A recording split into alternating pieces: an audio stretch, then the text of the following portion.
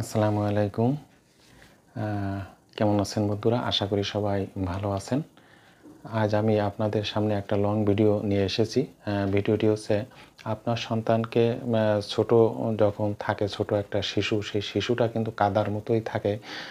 সেই কাদাকে আপনি যেভাবেই কিন্তু আকার ধারণ করতে চাইবেন, সেই আকারই সেই কাদাকে ধারণ করানো সম্ভব। তাই আপনার ছোট শিশু যখন ছোট থাকবে তখন আপনি পরিবার থেকে বা ছোট বয়সে তাকে যেভাবে অভ্যাস করাবেন সেভাবেই কিন্তু সে মানুষ হয়ে উঠবে। তাই ভিডিওটি শুরু থেকে শেষ পর্যন্ত আপনারা দেখবেন এবং ভালো লাগলে শেয়ার করে অন্যদের জানার সুযোগ করে দেবেন। তাহলে আপনার ছোট শিশু তাকে ছোটবেলায় থেকে বিভিন্ন কাজে তাকে অভ্যাস করাবেন এবং পরিবার থেকে তাকে সত্য কথা বলার অভ্যাস করাবেন। সত্য কথা বললে সে আসলে কোনো অপরাধই করতে পারবে না। আমার এটা ব্যক্তিগত বিশ্বাস। পৃথিবীতে যদি মানুষ একটা জিনিসই অভ্যাস করে সেটা হচ্ছে সত্য কথা বলা, তাহলে তার দ্বারা কখনোই কোনো দিন খারাপ কাজ সম্ভব নয়।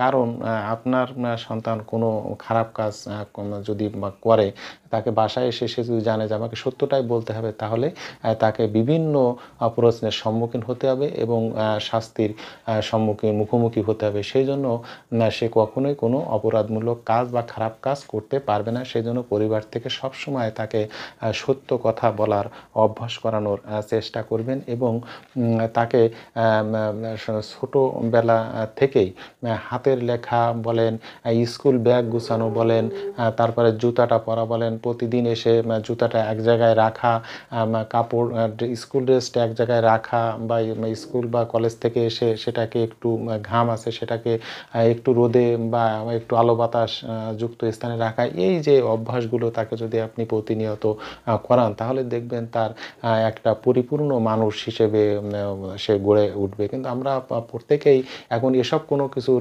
তোয়াক্কা না করে সবসময় আমরা চেষ্টা করি সে কীভাবে একটা ভালো রেজাল্ট করে একটা চাকরি পাবে। কিন্তু চাকরিটা ঠিকই সে হয়তো অনেকেই পায়, কিন্তু আসলে সে পরিপূর্ণ কিন্তু মানুষ হতে পারে না। সেই জন্য একজন পরিপূর্ণ মানুষ হওয়ার জন্য তাকে ছোটোবেলা থেকেই অভ্যাস গড়ে তুলবেন। তাহলে দেখবেন পরবর্তী জীবনেও সে এই অভ্যাসগুলো তার বাস্তব জীবনে প্রয়োগ করবে এবং মানুষের কাছে সমাদৃত হবে।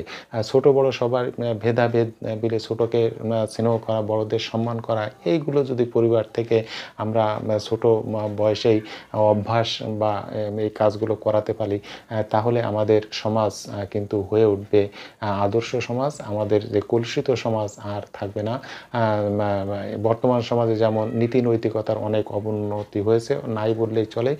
সেজন্য আমাদের সবাইকেই এই নিজ নিজ সন্তানের প্রতি আপনার নিজেরটাকেই যদি আপনি তাই এই অভ্যাসগুলো করতে পারেন, প্রত্যেকে যদি এইভাবে করেন, তাহলে কিন্তু দেশটা একটা আদর্শ দেশ এবং বিশ্বের দরবারে মাথা উঁচু করে দাঁড়াবার মতো আমরা গর্ব বোধ করতে পারবো। ধন্যবাদ সবাইকে।